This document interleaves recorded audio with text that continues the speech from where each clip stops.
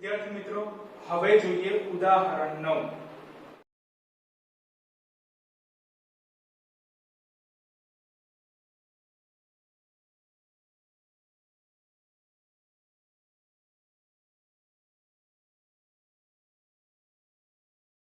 વિદ્યાર્થી મિત્રો, ઉદાહરણ 9 જેની રકમમાં તમને બે વિદ્યુતભાર આપેલ છે, જેમ કે Q1 10 ની -8 કુલમ અને Q2 10 ની -8 કુલમ। તો મિત્રો જોઈ શકો છો કે બંને વિદ્યુતભારનું મૂલ્ય સમાન છે, 10 ની -8 કુલમ, પરંતુ એક વિદ્યુતભાર ધન છે અને એક વિદ્યુતભાર ઋણ છે। તદુપરાંત મિત્રો આ જે આકૃતિ છે એ આકૃતિ તમને રકમમાં આપેલી છે। તો આકૃતિ શું છે એ આપણે સમજી લઈએ। જેમ કે Q1 વિદ્યુતભાર આપણે ધન લીધેલો છે, એને આ એક સમબાજુ ત્રિકોણના એક શિરોબિંદુ ઉપર મૂકેલ છે। આ એક નંબરનો શિરોબિંદુ છે કે જેની ઉપર આપણે ધન વિદ્યુતભાર મૂકેલ છે। આ બે નંબરનું શિરોબિંદુ છે કે જેની ઉપર આપણે ઋણ વિદ્યુતભાર મૂકેલ છે, અને આ ત્રીજો શિરોબિંદુ કે જેની ઉપર આપણે C બિંદુ લખેલું છે। મિત્રો ખાસ ધ્યાન રાખજો કે આકૃતિ તમને રકમમાં આપેલી જ છે, રાઈટ। હવે સમબાજુ ત્રિકોણ કીધેલો છે, તો ત્રિકોણની ત્રણેય બાજુઓનું માપ એક સમાન હશે। આ માપ તમને આપેલું છે 0.1 મીટર, એટલે દરેક બાજુનું માપ 0.1 મીટર જેટલું થશે। તો હવે બંને વિદ્યુતભાર, બિંદુ 1 ઉપર જે ધન વિદ્યુતભાર છે અને બિંદુ 2 ઉપર જે ઋણ વિદ્યુતભાર છે, બંને વિદ્યુતભારો વચ્ચેનું અંતર 0.1 મીટર જેટલું થશે। તો હવે આકૃતિ પરથી આપણે જોઈ શકીએ છીએ કે આ 0.1 મીટર જે બંને વિદ્યુતભારો વચ્ચેનું અંતર છે એનું મધ્ય બિંદુ છે A। જો A મધ્ય બિંદુ હોય તો બિંદુ 1 થી A સુધીનું અંતર 0.05 મીટર થશે અને બિંદુ A થી 2 સુધીનું અંતર પણ 0.05 મીટર થશે। એટલે કે બિંદુ A આ 1 અને 2 ને જોડતી રેખા ઉપરનું મધ્ય બિંદુ છે, રાઈટ। તો હવે બિંદુ A માંથી એક લાઈન આપણે ડ્રો કરીએ છીએ કે જે C બિંદુ સુધી જોઈન્ટ કરેલું છે। તો મિત્રો રકમમાં ક્વેશ્ચન કરેલો છે કે આ A બિંદુ પાસે બિંદુ 1 અને બિંદુ 2 ના કારણે ઉદ્ભવતું પરિણામી વિદ્યુત ક્ષેત્ર શોધો। તે જ રીતે બિંદુ C પાસે પણ બિંદુ 1 અને 2 ના ઉપરના જે વિદ્યુતભારો છે એના કારણે C પાસે ઉદ્ભવતું પરિણામી વિદ્યુત ક્ષેત્ર શોધો। તદુપરાંત એવું કીધેલું છે, જુઓ તો આકૃતિ પરથી ખ્યાલ આવે કે બિંદુ 1 થી ડાબી તરફ 0.05 મીટર જેટલા અંતરે બીજું એક બિંદુ B છે। તો આ ધન વિદ્યુતભાર અને ઋણ વિદ્યુતભારના કારણે બિંદુ B પાસે પણ આપણે પરિણામી વિદ્યુત ક્ષેત્ર શોધવાનું છે, રાઈટ। તો હવે આપણે 1 બાય 1 A પાસે, પછી B પાસે, પછી C પાસે પરિણામી વિદ્યુત ક્ષેત્ર શોધીએ છીએ। જેમાં આપણે સૌપ્રથમ A પાસે પરિણામી વિદ્યુત ક્ષેત્ર શોધવું છે। તો A પાસે કયા કયા વિદ્યુત ક્ષેત્ર કોના કારણે ઉદ્ભવી શકે છે એ સૌથી પહેલા નક્કી કરવું પડે। જેમ કે બિંદુ 1 ઉપર ધન વિદ્યુતભાર છે જે છે Q1 અને બિંદુ 2 ઉપર ઋણ વિદ્યુતભાર છે જે છે Q2। તો આ બંને વિદ્યુતભારના કારણે A ઉપર, B ઉપર અને C ઉપર કંઈક વિદ્યુત ક્ષેત્ર લાગશે। તો એ વિદ્યુત ક્ષેત્રનું મૂલ્ય અને દિશા બંને આપણે નક્કી કરવાનું છે। તો મિત્રો એના માટે વિદ્યુત ક્ષેત્ર ટોપિક આપણે ભણી ગયા એ યાદ કરવો પડશે। જેમાં આપણે ભણી ગયેલા કે જો ધન વિદ્યુતભાર હોય તો એના કારણે ઉદ્ભવતું વિદ્યુત ક્ષેત્ર દૂરની તરફ હોય છે, જ્યારે ઋણ વિદ્યુતભાર હોય તો એના કારણે ઉદ્ભવતું વિદ્યુત ક્ષેત્ર તેના તરફ હોય છે। બસ આ જ કન્સેપ્ટ યાદ રાખવાનો છે, જેના આધારે આપણને વિદ્યુત ક્ષેત્રની દિશાનો ખ્યાલ આવશે। જે તમે જોઈ શકો છો કે બિંદુ A પાસે Q1 જે ધન વિદ્યુતભાર છે એના કારણે કંઈક વિદ્યુત ક્ષેત્ર મળશે, જે આપણે સૌપ્રથમ શોધીએ છીએ કે Q1 વિદ્યુતભારના કારણે બિંદુ A પાસે ઉદ્ભવતું વિદ્યુત ક્ષેત્ર એનું ફક્ત મૂલ્ય જ લખીએ છીએ। તો મિત્રો જુઓ તો Q1 વિદ્યુતભાર કેવો છે? તો Q1 વિદ્યુતભાર બિંદુવત વિદ્યુતભાર છે। તો મિત્રો યાદ કરો વિદ્યુત ક્ષેત્ર ટોપિકમાં આપણે ભણી ગયેલા કે બિંદુવત વિદ્યુતભારના કારણે મળતું વિદ્યુત ક્ષેત્ર જેનું સૂત્ર શું હોઈ શકે તો kq/r², એટલે q1 વિદ્યુતભારના કારણે બિંદુ A પાસે મળતું વિદ્યુત ક્ષેત્ર એનું મૂલ્ય જેને આપણે E1 એ વડે દર્શાવીએ છીએ તો સૂત્ર થશે kq/r², એટલે k વિદ્યુતભાર છે q1 r². r² શું છે? અંતર છે. ક્યાંથી કોનું અંતર નક્કી કરવાનું તો 1 થી a સુધીનું અંતર, એટલે આપણે r1a² લખેલું છે. તો હવે આ દરેકની કિંમતો મૂકી દઈએ. જેમ કે k છે કુલંબ અચળાંક જેની વેલ્યુ છે 9 × 10⁹. q1 જે છે વિદ્યુતભાર એની વેલ્યુ તમને રકમમાં આપેલી છે 10⁻8 કુલંબ, અને r1a એટલે કે 1 થી a સુધીનું અંતર. તો મિત્રો ધ્યાનથી જુઓ આકૃતિ એટલે ખ્યાલ આવશે કે 1 થી a સુધીનું અંતર કેટલું છે તો 0.05, પણ એનો વર્ગ છે એટલે 0.05 નો વર્ગ. તો મિત્રો આનું સાદુરૂપ આપીશું એટલે q1 ના કારણે એ બિંદુ પાસે મળતું વિદ્યુત ક્ષેત્ર મળશે 3.6 × 10⁴ ન્યૂટન પર કુલંબ. અને મિત્રો એની દિશા નક્કી કરીએ તો q1 વિદ્યુતભાર કેવો છે તો આકૃતિ રકમ પરથી કહી શકાય કે q1 વિદ્યુતભાર ધન વિદ્યુતભાર છે. તો ધન વિદ્યુતભારના કારણે એ પાસે મળતું વિદ્યુત ક્ષેત્ર તેનાથી દૂરની તરફ હોય છે.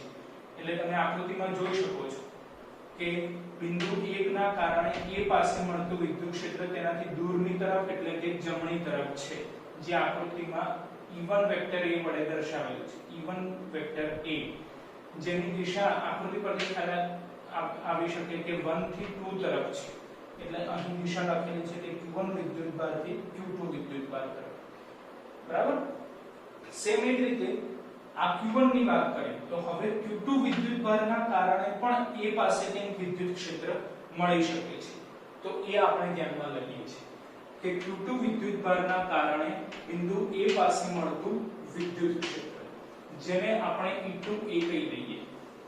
તો q2 વિદ્યુતભાર એ પણ બિંદુવત વિદ્યુતભાર છે.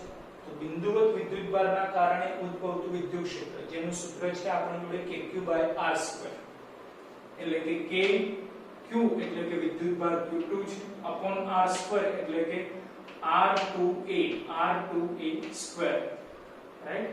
તો હવે દરેક કિંમતો મૂકી દઈએ એટલે આપણને E2a મળી જશે, જ્યાં k એ કુલંબ અચળાંક છે જેની વેલ્યુ ફિક્સ છે 9 × 10⁹. પછી q2 તો મિત્રો રકમ પ્રમાણે આપણને ખ્યાલ આવે કે q1 અને q2 બંને વિદ્યુતભારોનું મૂલ્ય સમાન છે 10⁻8 કુલંબ, પરંતુ એક ધન વિદ્યુતભાર છે, એક ઋણ વિદ્યુતભાર છે.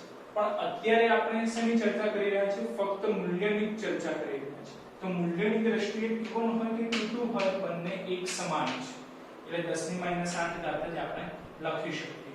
પછી છેદમાં છે r2a, તો 2 અને a વચ્ચેનું અંતર, તો આકૃતિ ધ્યાનથી જુઓ એટલે ખ્યાલ આવશે કે 2 અને a વચ્ચેનું અંતર આકૃતિમાં તમે જોઈ શકો છો કે 0.05 મીટર જેટલું છે.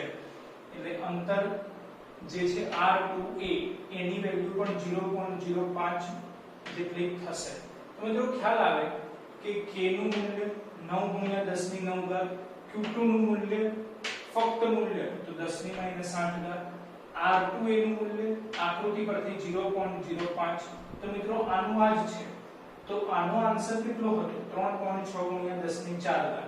તો E2a નો આન્સર પણ એટલો જ મળશે 3.6 × 10⁴, અને વિદ્યુત ક્ષેત્રનો એકમ ન્યૂટન પર કુલંબ. તો મિત્રો q2 વિદ્યુતભારના કારણે બિંદુ a પાસે મળતું વિદ્યુત ક્ષેત્ર જે થશે E2a = 3.6 × 10⁴ ન્યૂટન પર કુલંબ, અને એની દિશા આપણે નક્કી કરવી છે. તો વિદ્યુતભાર q2 રકમ પ્રમાણે આપણને ખ્યાલ આવશે કે ઋણ વિદ્યુતભાર છે. તો ઋણ વિદ્યુતભારના કારણે ઉદ્ભવતું વિદ્યુત ક્ષેત્ર તેના તરફ હોય છે. એટલે q2 ના કારણે મળતું વિદ્યુત ક્ષેત્ર એ એના તરફ એટલે કે જમણી તરફ જ મળશે, જે તમે આકૃતિમાં જોઈ શકો છો કે વેક્ટર E2a ની દિશા આપણે જમણી તરફ દર્શાવેલી છે, એટલે કે 1 થી 2 તરફ છે. જે કારણોસર આપણે કહી શકીએ કે E2a ની દિશા 1 થી 2 તરફ એટલે કે q1 વિદ્યુતભાર થી q2 વિદ્યુતભાર તરફની મળે છે. તો મિત્રો બે વિદ્યુત ક્ષેત્ર મળી ગયા, E1a અને E2a. જુઓ તો બંનેની દિશા કઈ છે તો q1 થી q2 તરફ, બંનેની દિશા q1 થી q2 તરફ છે. તો હવે આપણે એ બિંદુ પાસે પરિણામી વિદ્યુત ક્ષેત્ર શોધવાનું છે. તો સિમ્પલ છે કે જે બે વિદ્યુત ક્ષેત્ર મળ્યા E1A અને E2A બંનેનો સદિશ સરવાળો કરવો પડે, રાઈટ? તો એ બિંદુ પાસે પરિણામી વિદ્યુત ક્ષેત્ર જે થશે vector EA equal to vector E1A plus vector E2A. મિત્રો સદિશ સરવાળો કરવાનો છે, પણ આપણને ખ્યાલ છે કે જો બંને સદિશો એક જ દિશામાં હોય, આ રીતે બે સદિશો એક જ દિશામાં હોય તો બંનેનો સિમ્પલ સરવાળો આપણે કરી શકીએ. અને જુઓ તો E1A Q1 થી Q2 તરફ છે અને E2A પણ Q1 થી Q2 તરફ છે, એટલે કે બંને સદિશો E1A અને E2A સરખી દિશામાં છે, એટલે કે ડાયરેક્ટ સરવાળો થશે. તો હવે EA નું મૂલ્ય ધ્યાનમાં લઈએ છીએ તો બંને સદિશો એક જ દિશામાં છે એટલે ડાયરેક્ટ સરવાળો થઈ ગયો, પણ જુઓ તો બંનેના મૂલ્યો પણ સમાન છે. E1A જે મૂલ્ય ધરાવે છે એ જ મૂલ્ય E2A નું છે, એટલે બંનેના મૂલ્યો પણ સમાન છે, એટલે આપણે લખી શકીએ 2E1A. અને E1A ની વેલ્યુ કેટલી છે તો 3.6 * 10⁴ જોડે ગુણાશે 2. તો આનું સાદુરૂપ આપીએ એટલે આપણને એ બિંદુ પાસે પરિણામી વિદ્યુત ક્ષેત્ર મળી જશે EA, જે થશે 7.2 × 10⁴ ન્યૂટન પર કુલમ, જેની દિશા Q1 થી Q2 તરફની હશે, જે તમે આકૃતિમાં જોઈ શકો છો કે વેક્ટર EA એ જમણી તરફ છે, જમણી તરફ એટલે કે 1 થી 2 તરફ છે. તો મિત્રો A પાસે પરિણામી વિદ્યુત ક્ષેત્ર મળી ગયું 7.2 × 10⁴ ન્યૂટન પર કુલમ અને એની દિશા 1 થી 2 તરફની છે. મિત્રો સેમ આ જ રીતે હવે આપણે બિંદુ B પાસે પરિણામી વિદ્યુત ક્ષેત્ર શોધવાનું છે. તો સેમ આ જ રીતે કે Q1 ના કારણે B પાસે મળતું વિદ્યુત ક્ષેત્ર જે તમે અહીં જોઈ શકો છો કે Q1 વિદ્યુતભારના કારણે બિંદુ B પાસે મળતું વિદ્યુત ક્ષેત્ર, પરંતુ Q1 વિદ્યુતભાર એ બિંદુવત વિદ્યુતભાર છે. તો બિંદુવત વિદ્યુતભારના કારણે મળતું વિદ્યુત ક્ષેત્ર જેનું સૂત્ર થાય kq/r², એટલે E1B equal to k, q એટલે કે વિદ્યુતભાર Q1/r² એટલે કે r1b નો વર્ગ, જ્યાં k એ કુલમ અચળાંક છે જેની વેલ્યુ છે 9 × 10⁹ Q1 તો Q1 ની વેલ્યુ રકમમાં આપેલી છે 10⁻8 છેદમાં r1b, એટલે એનો મીનિંગ શું થયો કે 1 અને b વચ્ચેનું અંતર આપણે નક્કી કરવાનું છે. તો જુઓ આકૃતિમાં કે 1 આયા અને b આયા, આ બંને વચ્ચેનું અંતર આકૃતિમાં જ આપેલું છે 0.05 મીટર, એટલે r1b ની જગ્યાએ આપણે લખી દઈએ છીએ 0.05, પણ એનો વર્ગ છે, રાઈટ? તો મિત્રો જોઈ શકો છો કે આ સ્ટેપ એ આ જ છે, આ બંને સ્ટેપ એક જ છે.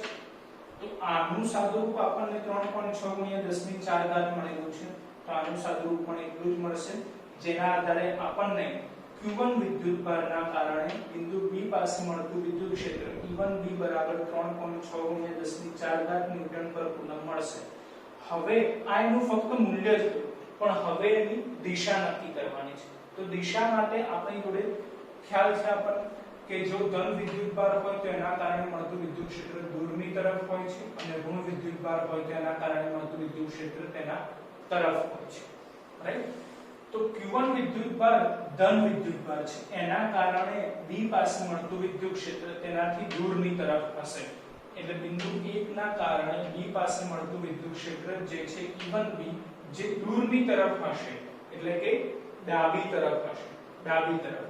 જો તો આકૃતિમાં E1B વેક્ટર E1B આપણે ડાબી તરફ દર્શાવેલ છે, ડાબી તરફ એટલે કે 2 થી 1 તરફ છે. તો અહીં આપણે દિશા લખેલી છે કે Q2 થી Q1 તરફ, રાઈટ? સેમ આ જ રીતે વિદ્યુતભાર Q2 ના કારણે B પાસે મળતું વિદ્યુત ક્ષેત્ર આપણે નક્કી કરવાનું છે કે વિદ્યુતભાર Q2 ના કારણે બિંદુ B પાસે મળતું વિદ્યુત ક્ષેત્ર, પરંતુ વિદ્યુતભાર Q2 પણ બિંદુવત વિદ્યુતભાર છે. તો બિંદુવત વિદ્યુતભારના કારણે મળતું વિદ્યુત ક્ષેત્ર જે થશે kq/r², એટલે E2B ઇક્વલ ટુ k વિદ્યુતભાર છે Q2/r² એટલે કે r2b જેનો વર્ગ ઇક્વલ ટુ k કુલમ અચળાંક જેની વેલ્યુ છે 9 × 10⁹ વિદ્યુતભાર Q2 તેનું મૂલ્ય તો તમને રકમમાં આપેલું છે 10 ની -8 ઘાત. તો ધ્યાન રાખજો કે આપણે ફક્ત મૂલ્ય જ લેવાનું છે એટલે માઈનસ સાઇન લખવાની જરૂર નથી એટલે જોડે લખી કાઢીએ છીએ ગુણાકારમાં 10 ની -8 ઘાત છેદમાં 2 અને b વચ્ચેનું અંતર. તો 2 અને b વચ્ચેનું અંતર આકૃતિમાં જુઓ એટલે ખ્યાલ આવશે કે 2 આ રહ્યા અને b આ રહ્યા. આ બંને વચ્ચેનું અંતર તો ખ્યાલ આવે કે 0.05 0.05 અને 0.05 ત્રણેયનો સરવાળો થશે. તો 0.05 0.05 0.05 એટલે 2 અને b વચ્ચેનું અંતર આપણને મળશે 0.15 મીટર, જે આપણે અહીં લખેલું છે કે r2b 0.15 જેનો વર્ગ કરેલો છે. તો મિત્રો આનું સાદું રૂપ આપીએ તો આપણને E2b મળશે 4 × 10³ ન્યૂટન પર કુલમ. હવે મિત્રો એની દિશા નક્કી કરવાની છે. તો Q2 વિદ્યુતભાર એ ઋણ વિદ્યુતભાર છે, એના કારણે B પાસે મળતું વિદ્યુત ક્ષેત્ર ઋણ વિદ્યુતભારના કારણે મળતું વિદ્યુત ક્ષેત્ર તેના તરફ હોય એટલે કે Q2 વિદ્યુતભાર જે ઋણ વિદ્યુતભાર છે જે આ સ્થાને છે એના કારણે B પાસે મળતું વિદ્યુત ક્ષેત્ર તેના તરફ હશે એટલે કે જમણી તરફ. તો જોઈ શકો છો આકૃતિમાં કે વેક્ટર E2b આપણે જમણી તરફ દર્શાવેલા છે, જેથી E2b ની દિશા 1 થી 2 તરફ મળશે. તો અહીં આપણે લખેલું છે કે E2b ની દિશા 1 થી 2 તરફ એટલે કે Q1 વિદ્યુતભાર થી Q2 વિદ્યુતભાર તરફ મળે છે. તો હવે મિત્રો જુઓ તો E1b ની દિશા કઈ છે તો 2 થી 1 તરફ અને E2b ની દિશા કઈ છે તો 1 થી 2 તરફ. તો મિત્રો આ તો વિરુદ્ધ દિશા થઈ કે 2 થી 1 તરફ અને 1 થી 2 તરફ. જુઓ આકૃતિમાં કે E1b ડાબી તરફ છે જ્યારે E2b જમણી તરફ છે. તો મિત્રો આપણે ધોરણ 11 માં ભણી ગયેલા છે કે જો બે સદિશો પરસ્પર વિરુદ્ધ દિશામાં હોય, આ રીતે પરસ્પર વિરુદ્ધ દિશામાં બે સદિશો હોય તો બંને સદિશોનો પરિણામી સદિશ આપણે નક્કી કરવો હોય તો તેની બાદબાકી કરવી પડે, રાઈટ? અને જો બાદબાકી કરવી હોય તો આપણે નક્કી કરવું પડે કે કયા સદિશનું મૂલ્ય વધારે છે, એમાંથી ઓછા મૂલ્ય ધરાવતા સદિશને આપણે બાદ કરવું પડે, રાઈટ? એટલે જો E1b અને E2b નો આપણે પરિણામી સદિશ શોધવો હોય તો આપણે તેમની બાદબાકી કરવી પડશે અને બાદબાકી કરવી હોય તો નક્કી કરવું પડે કે E1b નું મૂલ્ય વધારે છે કે E2b નું મૂલ્ય વધારે છે. જુઓ તો ખ્યાલ આવે કે E1b નું મૂલ્ય વધારે છે એટલે E1b માંથી E2b બાદ થશે. તો મિત્રો B પાસે પરિણામી વિદ્યુત ક્ષેત્ર જેનું મૂલ્ય EB બરાબર બાદબાકી કરવાથી આપણને મળશે એટલે કે E1b E2b. તો E1b નું મૂલ્ય તો E1b 3.6 × 10⁴ એટલે કે 36000 થશે, રાઈટ? અને E2b નું મૂલ્ય તો 4 × 10⁵ એટલે કે 4000 થશે. તો મિત્રો આપણે એની બાદબાકી કરીએ તો આપણને B પાસે પરિણામી વિદ્યુત ક્ષેત્ર EB મળી જશે જેનું મૂલ્ય થશે 3.2 × 10⁴ અને વિદ્યુત ક્ષેત્રનું એકમ ન્યૂટન પર કુલમ. હવે મિત્રો આ EB ની દિશા કઈ હશે એ આપણે નક્કી કરવાનું છે. તો મિત્રો એના માટે આપણે જોવાનું કે E1b અને E2b બંનેમાંથી જેનું મૂલ્ય વધારે છે એની તરફ EB ની દિશા આપણને મળશે. તો મિત્રો E1b ની વેલ્યુ વધારે છે તો એની દિશા કઈ છે તો Q2 થી Q1 તરફ. એટલે સિમ્પલ છે કે EB ની દિશા પણ આપણને Q2 થી Q1 તરફ મળશે, જે તમે આકૃતિમાં જોઈ શકો છો કે વેક્ટર EB આપણે Q2 થી Q1 તરફ એટલે કે ડાબી તરફ દર્શાવેલ છે જે વેક્ટર E1b ની સમાંતર છે, રાઈટ? તો મિત્રો આ રીતે આપણે બિંદુ B પાસે પરિણામી વિદ્યુત ક્ષેત્ર EB જે છે 3.2 × 10⁴ ન્યૂટન પર કુલમ મેળવી શકીએ છીએ અને એની દિશા Q2 થી Q1 તરફની છે. મિત્રો સેમ આ જ મેથડ દ્વારા હવે આપણે બિંદુ C પાસે પરિણામી વિદ્યુત ક્ષેત્ર મેળવવાનું છે. બિંદુ C જુઓ તો આકૃતિમાં આ સ્થાને છે. આ બિંદુ C પાસે 1 અને 2 વિદ્યુતભારના કારણે આપણે ઉદ્ભવતું પરિણામી વિદ્યુત ક્ષેત્ર શોધવાનું છે. તો સેમ આ જ મેથડ આપણે વાપરેલી છે કે Q1 ના કારણે બિંદુ C પાસે મળતું વિદ્યુત ક્ષેત્ર જે થશે E1c. પણ મિત્રો વિદ્યુતભાર Q1 બિંદુવત વિદ્યુતભાર છે તો એના કારણે ઉદ્ભવતું વિદ્યુત ક્ષેત્ર જે થશે kq/r². એટલે કે k Q1 વિદ્યુતભાર / r² એટલે કે r1c નો વર્ગ. તો k જેનું મૂલ્ય કુલંબ અચળાંક છે એટલે 9 × 10 ની 9 ઘાત q1 તો q1 વિદ્યુતભાર તમને રકમમાં જ આપેલ છે 10 ની -8 ઘાત એટલે આપણે અહીં 10 ની -8 ઘાત લખેલ છે છેદમાં r1c મિત્રો 1 અને c વચ્ચેનું અંતર આકૃતિમાં જુઓ તો ખ્યાલ આવે કે 1 અને c વચ્ચેનું અંતર એટલે કે ત્રિકોણની બાજુની લંબાઈ છે જે રકમમાં જ તમને આપેલી છે 0.1 મીટર એટલે 1 અને c વચ્ચેનું અંતર થશે 0.1 મીટર તો અહીં આપણે લખેલું છે કે r1c 0.1 પણ એનો વર્ગ છે તો મિત્રો આનું સાદું રૂપ આપીએ એટલે આપણને q1 વિદ્યુતભારના કારણે બિંદુ c પાસે મળતું વિદ્યુત ક્ષેત્ર મળશે જે છે 9 × 10 ની 3 ઘાત ન્યૂટન પર કુલંબ હવે મિત્રો એની દિશા આપણે નક્કી કરવાની છે કારણ કે આ ફક્ત એનું મૂલ્ય થયું તેની દિશા કઈ થશે તો q1 વિદ્યુતભાર ધન છે તે ધન વિદ્યુતભારના કારણે c પાસે મળતું વિદ્યુત ક્ષેત્ર તેનાથી દૂરની તરફ હશે રાઈટ તો જુઓ તો આકૃતિમાં કે આ q1 ધન વિદ્યુતભાર છે એના કારણે બિંદુ c પાસે મળતું વિદ્યુત ક્ષેત્ર તેનાથી દૂરની તરફ હશે એટલે વેક્ટર e1c આ દિશામાં મળશે રાઈટ સેમ એ જ રીતે હવે q1 ની જગ્યાએ q2 વિદ્યુતભાર લેવાનું છે એટલે q2 વિદ્યુતભારના કારણે બિંદુ c પાસે મળતું વિદ્યુત ક્ષેત્ર જે થશે e2c પણ q2 વિદ્યુતભાર પણ બિંદુવત વિદ્યુતભાર છે તો બિંદુવત વિદ્યુતભારના કારણે મળતું વિદ્યુત ક્ષેત્ર જે થશે kq/r2 એટલે સૂત્ર આપણે લખેલું છે કે e2c = k વિદ્યુતભાર q2 r2c નો વર્ગ તો મિત્રો k કુલંબ અચળાંક એઝ ઇટ ઇઝ પછી q1 q2 બંનેનું મૂલ્ય પણ સમાન છે r1c r2c બંને સરખા થાય કેમ કારણ કે 1 થી c નું અંતર એ જ 2 થી c નું અંતર થશે જુઓ તો આકૃતિમાં કે 1 થી c નું અંતર 0.1 મીટર છે તો 2 થી c નું અંતર પણ 0.1 મીટર થાય કારણ કે 2 થી c નું અંતર c થી 1 નું અંતર બધું જ સરખું થશે કારણ કે સમબાજુ ત્રિકોણ છે એટલે અંતર 0.1 મીટર જ થશે તો મિત્રો દરેક મૂલ્યો આના જ થશે તો સાદું રૂપ પણ આનું આ જ મળશે એટલે કે q2 ના કારણે c પાસે મળતું વિદ્યુત ક્ષેત્ર જે થશે e2c એની વેલ્યુ પણ આટલી જ મળશે 9 × 10 ની 3 ઘાત ન્યૂટન પર કુલંબ પરંતુ હવે e2c કઈ દિશામાં મળશે એ દિશા આપણે નક્કી કરવાની છે તો q2 વિદ્યુતભાર કેવો છે તો q2 વિદ્યુતભાર ઋણ વિદ્યુતભાર છે જુઓ તો રકમમાં q2 વિદ્યુતભાર ઋણ આપેલો છે તો ઋણ વિદ્યુતભારના કારણે c બિંદુ પાસે મળતું વિદ્યુત ક્ષેત્ર તો ઋણ વિદ્યુતભારના કારણે c બિંદુ પાસે મળતું વિદ્યુત ક્ષેત્ર તેના તરફ હોય એટલે કે બિંદુ 2 તરફ આપણે દિશા દર્શાવવી પડે તો આકૃતિમાં જોઈ શકો છો કે વેક્ટર e2c ની દિશા આપણે બિંદુ 2 તરફ દર્શાવેલી છે